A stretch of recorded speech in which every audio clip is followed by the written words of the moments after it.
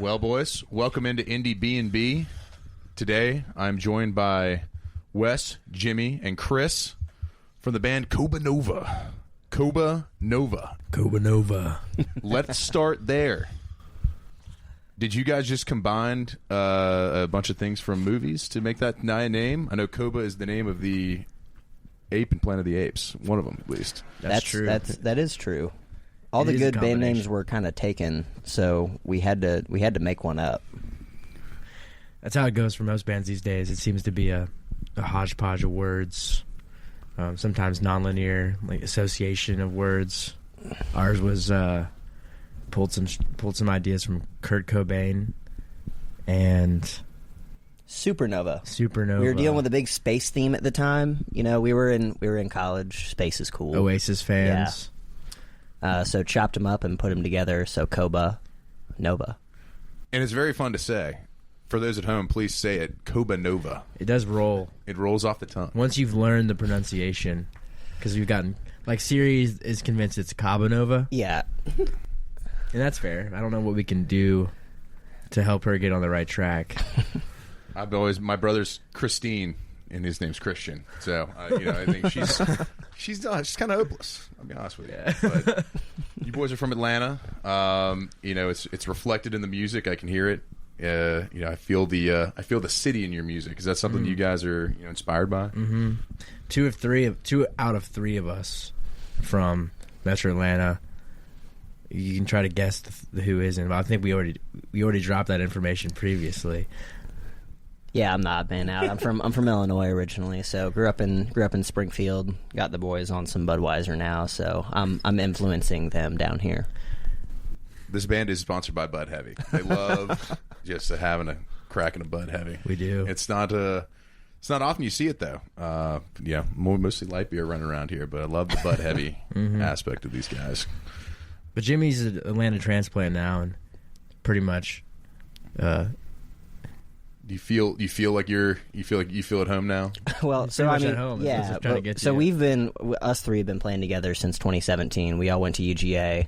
Actually, that's where we met our good friend Michael as well back in the day. So far back, that's right. I said we knew each other as long as we did. Jimmy and I and the boys did meet a long time ago. So, babies. Mr. Millage, which is a philanthropy event that they put on at University of Georgia circa 2017.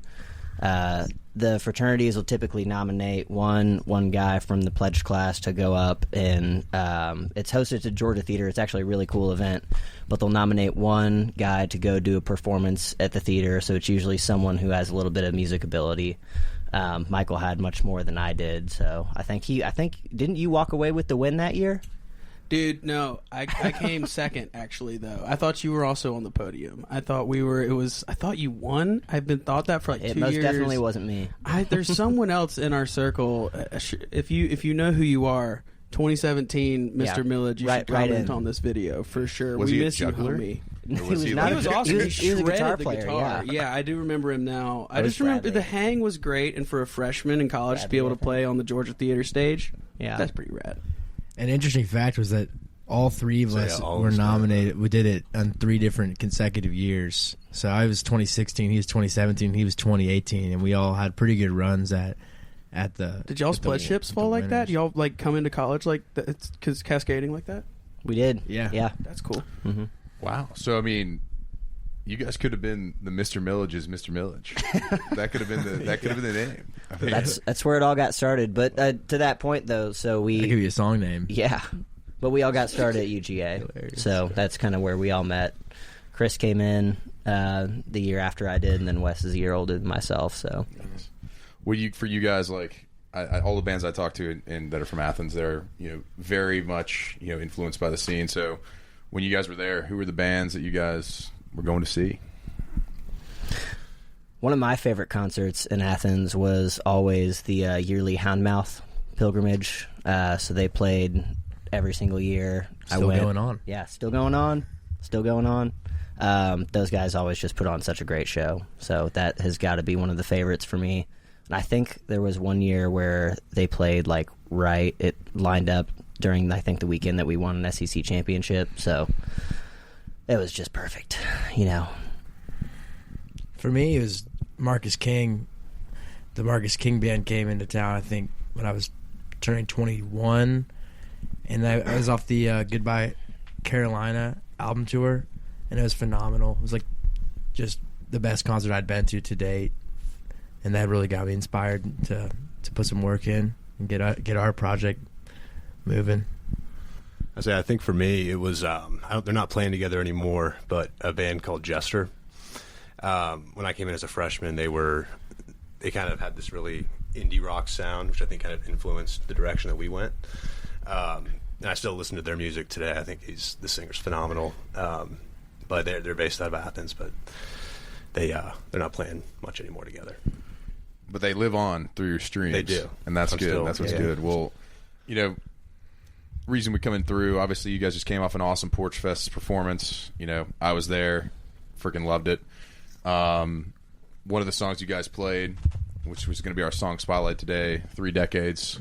Would love to talk through just each one of you guys, your part in kind of putting that song together, where it came from, and which one of you guys is 30 and it's about, because I know you motherfuckers aren't. So I'm the closest. None of y'all are 30 and you wrote a song called 3 Decades? Yeah, it's a concept song. We're talking about the future now. Round up. Forward facing. You guys wrote that song about me. I'm just going to say. We wrote a song that when we're 30, it'll make a lot of sense, and we're just going to feel it. We're going to feel it strong.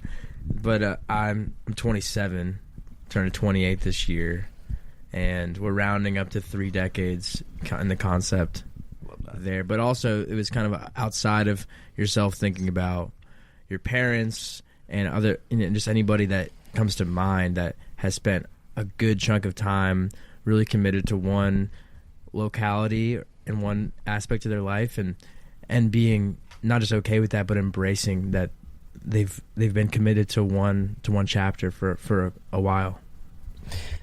Yeah, and I think another piece of that, and I think another thing that we kind of tried to accomplish with some of the storytelling in that song is, the fact that I feel like you have all these goals and aspirations when you're in like your early 20s, like whenever you're kind of starting out school, whenever you're graduating high school, whenever you leave your hometown that you always grew up in. But I think there's a piece of maturity that you can gain from kind of realizing the perspective that, the place that you grew up, just because you've been there before doesn't mean that it's bad. It's like something that's lived in can also be comforting in a way, and there's not necessarily anything wrong with it. So having said that, I moved away from my hometown. And one thing that I really like about this song, and I think it's kind of funny, is originally it was actually kind of a filler song that we were kind of throwing in this year. And so what we're doing is consistently dropping a song every so many weeks this year to kind of keep feeding the Spotify algorithm. And we wrote this song to kind of throw in there, and it ended up turning out to be at least my favorite song that we've put out. And just big thanks to Michael. Dude, for thanks making it to sound y'all. phenomenal. It's the best song because you just sort of did the thing. It came together it was so quick. naturally. I'd say it was the fastest that we've put a song together. I mean, Didn't even need any real editing. You just played the parts that made sense. definitely. A fun part of this writing process was starting the whiteboard process. The whiteboard is huge. That's a big play.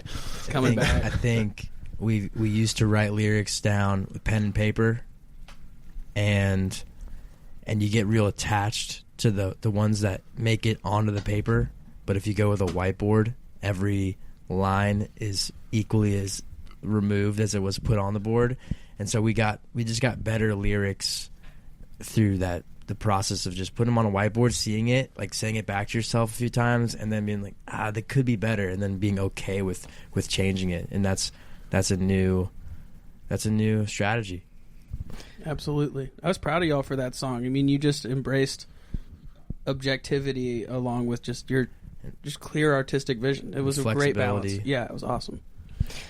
Mike did a hell of a job mixing that one as well. True. It was easy. Shout out, That Mike. turnaround time was quick. Engineering it was really where the win was. We And had a then- lot of fun doing that. I will say, Yeah. playing around the room, just going, "Hey, what goes in is what it's going to be. Remember that. You Right. can't really change this later." I don't think we had done a guitar sound with reverb baked on it. I don't know if on any of the prior songs. No, and then we just cooked everything in. Cooking everything on the way in. Yeah. Yeah. Sounds great. I can't wait to do the next one like that. Yeah. So whenever we're creating, like, sounds like we got the whiteboard process, everybody involved there. I mean, are you writing everything high up so that these guys can't go get it, or like that's typically the case? Yeah, I put the board up high. That's amazing. If I really like the lyric, it's going up high. Yeah. But for you guys, like, I mean, what about the musically? I'll hoist Jimmy up. Yeah. He's got the eraser. Super person. Dude, all we got to do is put on a trench coat with me on the shoulders, and we can take him down, no problem. That's right. I love that. Well, like, with we lift Chris. That's a whole other photo. All right. What about the music part of it, man? Like, y'all, it sounds like the lyrics were whiteboarded out, but like, did the music come first? Did the lyrics come first, and then we filled it in? I mean, we're talking about baking stuff in. I got no fucking idea what y'all talking about. I mean, so the baking is when you put a lot of compression or reverb or tones out of the amp, and when you send it in and you record it, that stuff's permanent with it, as opposed to trying to record it in a more pure way and then adding effects later. Like, the effects that we send in are the ones that are going to stay, and you really can't. You locked in with those, so that's baked. But I mean, I think did you have a question just kind of like to what our creative process kind of looks like? Yeah, for sure. I mean, I think I want to know, how that song came to be from nothing to something. We had a chord progression that I was messing around with like the verse and then going into the chorus, and I think Chris and I started just jamming on it in the living room where he has a installation of pianos, and I have an amp next to it, and we start playing it. We end up with a bridge progression, and we kind of felt really comfortable with this arc of this instrumental version. And I had some ideas for some of the lyrics, but then we ended up probably rewriting most of it.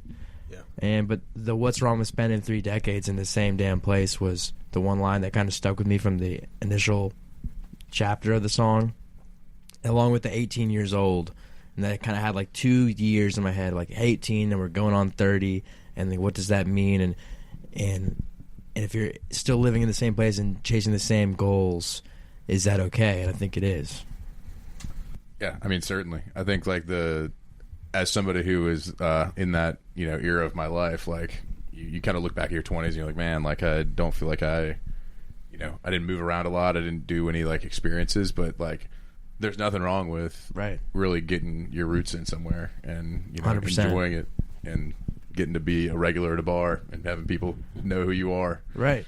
Going places and doing stuff. Right. It's good stuff. When you guys obviously released it, you mentioned you guys have like a cascade of releases that are, sort of on their way out. Is this leading to an album? What's kind of the plan? Most definitely. So we've got plans, Big plans for the future. But yeah, so we've definitely put thought into this. Like Chris was mentioning, we kind of have this cascading schedule where we just want to make sure that we release songs that in a time frame that's going to benefit that Spotify algorithm, because that's what we all got to chase nowadays anyway. But yeah, so this is we're kind of cruising through. I think we're over the halfway mark of the first half of the second album. All right. So big plans. We've got big plans. So the first half of that album will be packaged in what we're calling the Ballroom EP. So we've got one more single to roll out in the next 6 weeks, and then that will be concluded with a single and title track for the EP called Ballroom, which we're really excited about. We finished that one several months ago, and we've just been sitting on it. It's awesome. That one's already baked too. It's baked and it's ready, but it needs a whole collection of songs to kind of lead up to it, and I think it will be a nice end cap. And then we've got some songs picked out that we're going to track for the second half of the year and for August through December, and release those in a similar fashion, and then probably package it all together at the end of the year, release it, a couple bonus tracks, maybe some live stuff, maybe some Porch Fest stuff. You never know. Mm-hmm. Some Porch Fest stuff. All right. So that's the goal. Yeah, it's a whole album this year, released over the course of the year. Got it. Well, excited to hear that. Everybody, their links will be in the bio below. go follow them on Spotify. If you do it, then you don't have to worry about when they release something because it'll just come up on your what's new. So sometimes, Exactly right. make it easy. sometimes It will. You might even have to go research when it comes out because there's a lot of music coming out every day, and you only get a small selection of on your the what's stuff. new, you do? Yeah, even that. Even if you don't get all the music that's recommended, It can be really tough. it can be tough. We have X amount of followers on Spotify. Maybe that's 1,500 right now, and it'll show you when you release a song the percentage of followers that have listened to the song in the first 2 months, and we rarely break 20%. So it's crazy that the followers of your account don't get that. Get it? They should get it served to them, but they don't. But they don't. Well, there's an interesting stat, and I might need to fact check this, but I read that there's about like 70,000 new songs drop every day on Spotify. That sounds about right. I believe that. That's probably about And right. so just trying to stay competitive and stand out with 70,000 obviously presents a challenge. It's a lot of options It is. It's a lot of for that day. God. But I mean, that's the reality of it, because I think music has changed so much now where you can just do everything online, upload an MP3, and you're published on Spotify. Let it rip. And so, which is a good and bad thing. Yeah, definitely bad because like I could go make something and that would be horseshit. An And AI I can make could something. still put it. An AI can make something. That's true. Yeah, we don't want that. Good. Yeah, You make something. True. the barriers to entry are definitely lower, which, anybody can make a song, but, that in itself is not necessarily a bad thing because, you got a lot of people trying their hand at it, and every once in a while you get somebody who's really good and making cool creative stuff. In their basement. In their basement. Fire. Yeah, with, just this microphone and nothing else. Or their iPhone mic. Yeah. Like on GarageBand on their phone. Well, and I think that we've even talked about this in here before when tracking. It's like some of these songs that are crazy popular nowadays do not necessarily have like an absolute masterclass of production behind them. Oh, absolutely not. And I think you can probably speak to that a little bit, Well, right? yeah, it's just like there's always going to be some 14-year-old in their bedroom doing it better than you, no matter what you do, pretty much. It's just about, it sounds so corny, but it's just about how much you care about it when you're doing it. Like, I think it comes down to that. Like, if you're not stoked on it, you're doing something wrong. Like, that's sort of what it comes down. And that comes into overthinking. Like, I think that's the biggest part. Well, gotcha. Well, another thing I'm stoked on for you guys, City View, another kind of, again, Atlanta feeling track. I'd love to know what,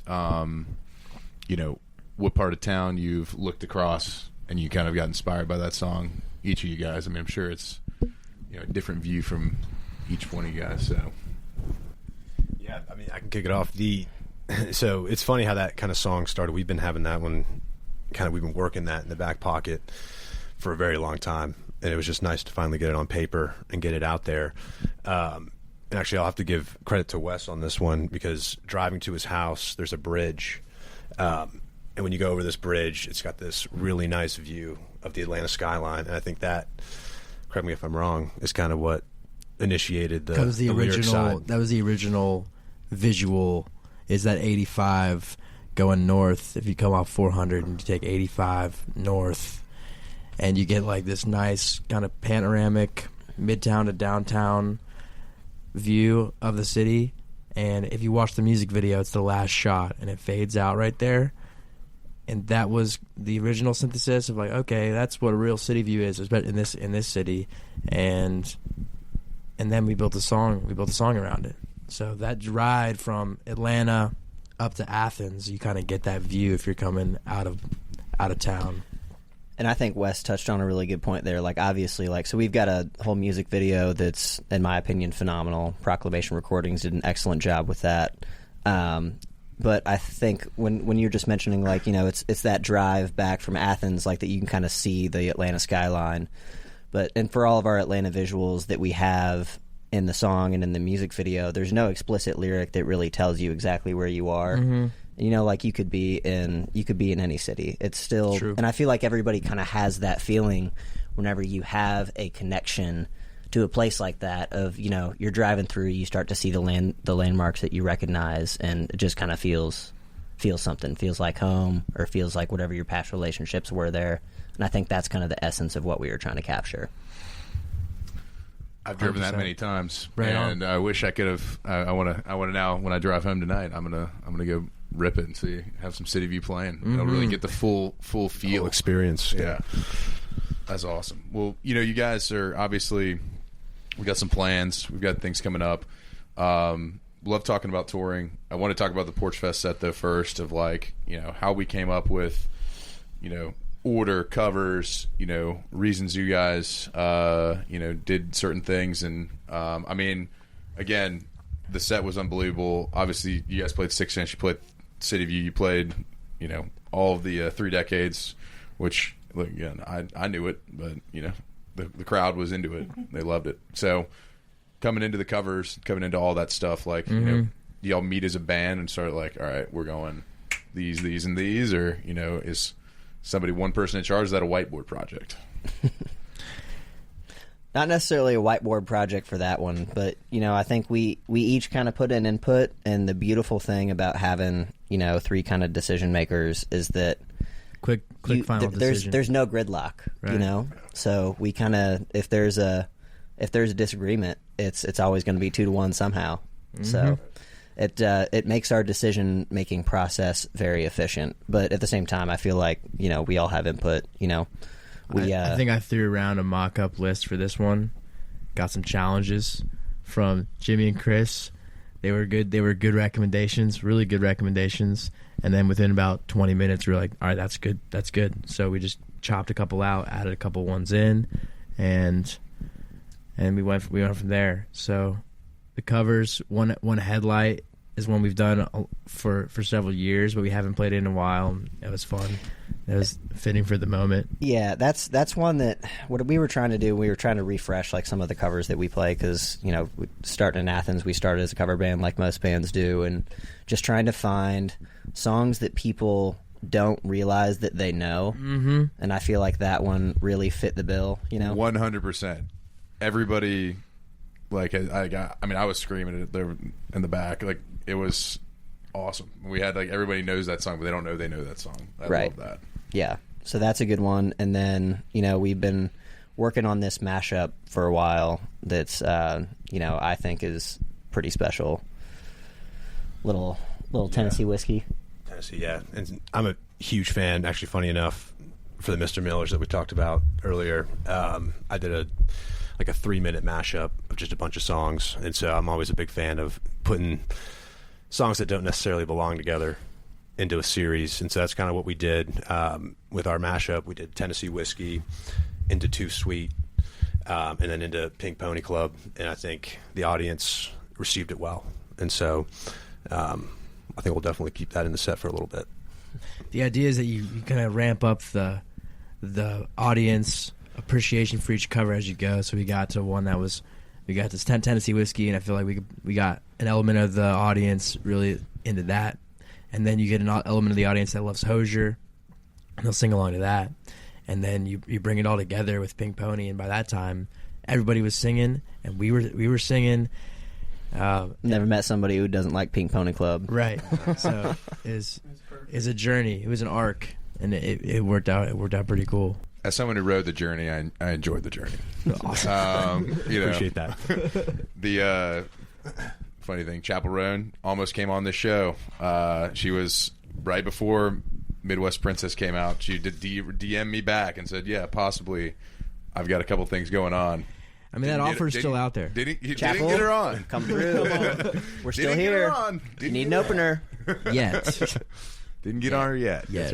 That's right. Well, yet's a powerful word. Hey. Yet is a powerful word, man. We'll take it. I'll take it. I'll try. But, well, awesome. So you guys, I mean, is that typically what we're seeing with the tour? I mean, if you guys were, we planning a tour, what do we got kind of in the works? I think it's the anti-tour tour right now. That's a good way to put it. Where the goal this year was we have to release music and get ourselves to finish these songs that we've been noodling on for several years. I think we're going to finish a song this year that the original guitar riff was written 5 years ago in 2020, COVID era. Wow. And so finishing these songs is like priority number one. And priority number two is to find great moments to play the new songs. But we're okay with once a month, and even less frequent if it calls for it to get the songs finished, and then next year we'd like to play more often potentially. So that's the game plan. I love it. They've got a game plan. They've got the touring schedule locked down for now, but it sounds like soon we're going to be once we get all these things out, we're excited. Forward to it. We're going to make our first trip to Nashville this year to play a real ticketed show. That's going to announce pretty soon. And then that same bill is playing at Aisle 5. So the 3 bands together about to announce for Aisle 5 and then follow up with the East Rim in Nashville. So we're excited about that. It's going to be good stuff. And we're still playing shows. We've got Ramshackle Fest coming up. Ramshackle, we're doing a trio set at the Chattahoochee Nature Preserve in June on a Thursday for their concert series.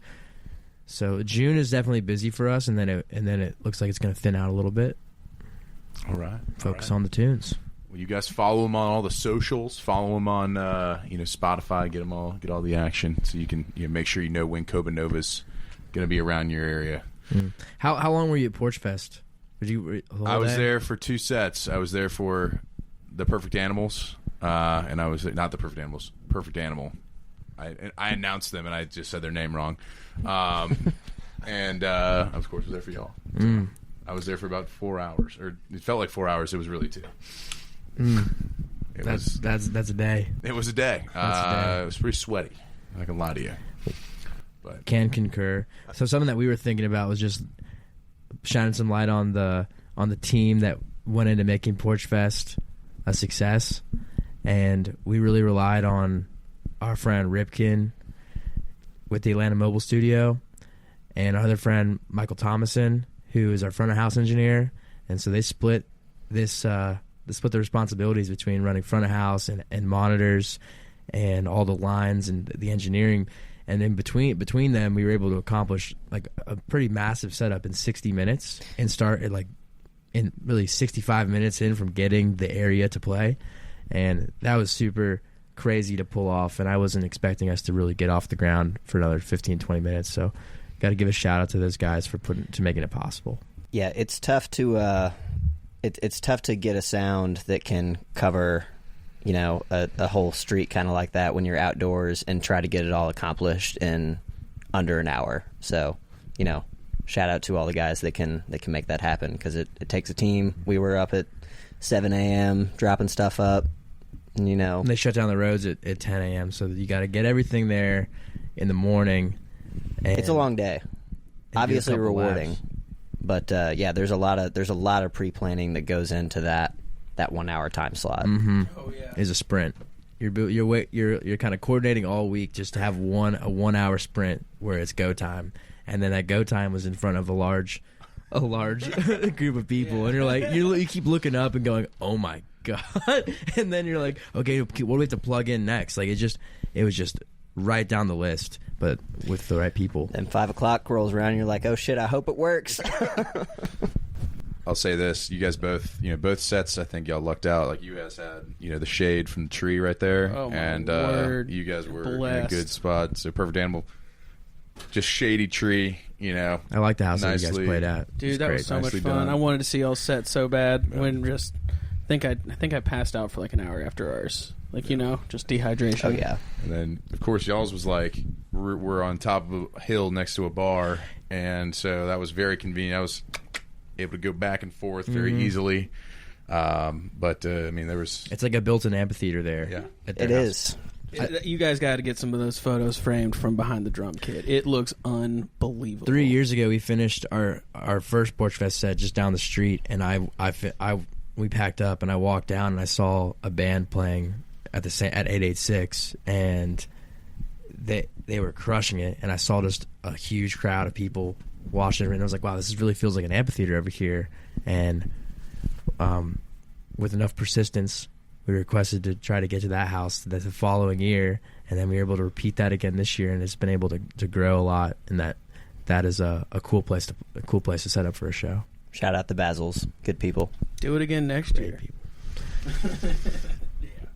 We're already thinking about covers for next year. Yeah, I was going to say, I bet you're planning. There's already covers in the works. I love it. Well, guys, we're gonna kind of wrap this thing up with a couple segments. Number 1 will be Pete Peterson's party pack of questions. It's going to be 20 questions right in a row, and we'll go this way, going down. So we'll rip that, and then, of course, I'm going to have you guys all pull your phones out and tell me what the last thing you searched on Spotify was. So, and if that is embarrassing, too bad. All right. So Pete Peterson's party pack of questions, 20 questions right in a row. Is it rapid fire? Or Rapid fire. Okay. We're going to try to get you. Let's see how fast you three can get through this. The perfect animal score is, a minute 15. Not fucking with you. It's not a minute 15. I don't remember.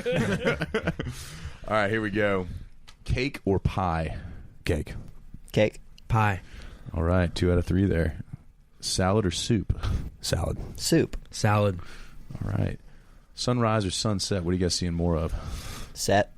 Yeah, sunset. Set.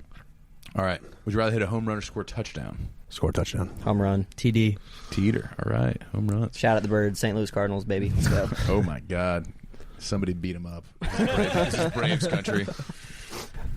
All right. You guys more likely to have a night out or a night in these days? I'd say probably a night in, honestly. 50-50. Yeah. We're in. You're in. All right. Yeah. When you do go out, though, and, your jam comes on, whether it be Pink Pony Club or something else, you're more likely to hit the robot or the worm. I'm going bot. I can't do the worm. There was a day I used to rip a pretty mean worm. Dude, you would be the longest worm in the world, bro. I could go both ways. You're a whole snake. Wow. He's a switch hitter. No, I'm just not sure I'm as flexible as I used to be, so I'm probably a going robot, too. Yeah. All right, we're robots across the board. All right. When you go to your favorite Tex-Mex spot, are you a guac or a queso person? Queso. Queso, allergic to guac. Allergic to guac. Wow. All I right. know that. Wait, both of you? Allergic to avocados, yeah. Same. I've never met a single person allergic We've to never avocado. Did not know that mutually. about you. Yeah. We should write a song about that. Wow, Wow. you heard it here first. I mean, avocado allergy, obviously, is the album title next. I mean, what are we talking about here? All right, waffles or pancakes? Pancakes. Waffles. Pancakes. All right, here we go. Coffee or tea? Coffee. Tea. Coffee. All right, here we go. Dogs or cats? Dogs. Dogs. Dogs. I mean, that was a dumb one for all y'all. Ninja or a pirate? What do you identify more with? Probably a pirate. Pirate. Pirate. All right, scurvy. Let's do it. Gatorade or Powerade? Gatorade. Powerade. Gatorade. Blue. Ooh, Powerade Blue.